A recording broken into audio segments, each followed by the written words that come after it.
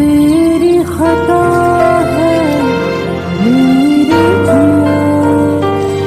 तेरी खता है मेरे जिया। চলে যা, আমি আসছি। বেশি লেট করিস নি, 10:30 বেজে গেছে। ঠিক আছে ঠিক আছে, যা, ক্লাস শুরু হওয়ার আগে আমি পৌঁছে যাবো। চলো, আমার জামা কাপড় সব ব্যাগে ভরে নিই। আর একবার ভালো করে ভেবে দেখো, তোমার আব্বা মা ভাই বোন সবাইকে ছেড়ে থাকতে পারবা তো? হ্যাঁ পারবো, তোমার জন্য আমি পুরো পৃথিবী ছাড়তে পারবো, কিন্তু তোমাকে ছেড়ে অন্য কোনো জিনিস বিয়ে করতে পারবো না। আমার মাত্র বেশ 4 দিন বাকি আছে, তুমি যত তাড়াতাড়ি পারো আমাকে এখান থেকে নিয়ে চলো। ভীষণ ভয় লাগে জানো, মাঝপথে তুমি আমার হাত ছেড়ে দিয়ে চলে যাবে না তো?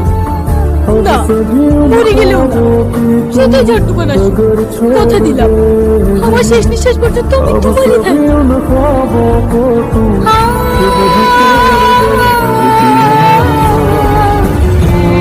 বাবা, চলে এসি মধু, আর সকাল থেকে জানলা ছটফট ছটফট করছিল তোকে ডাকার লেগে।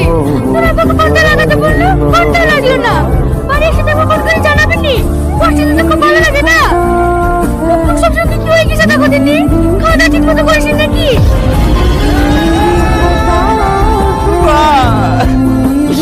কি হয়েছে মধু, কাঁদছো কেনে? এমনি অনেকদিন পর তোমাকে দেখলাম তো, তাই। আর তোকে আমি দেশে যেতে হবে না, খেতে পারবে না, আমার চোখের সামনে থাকবি। সম্বন্ধ ঘরে চ।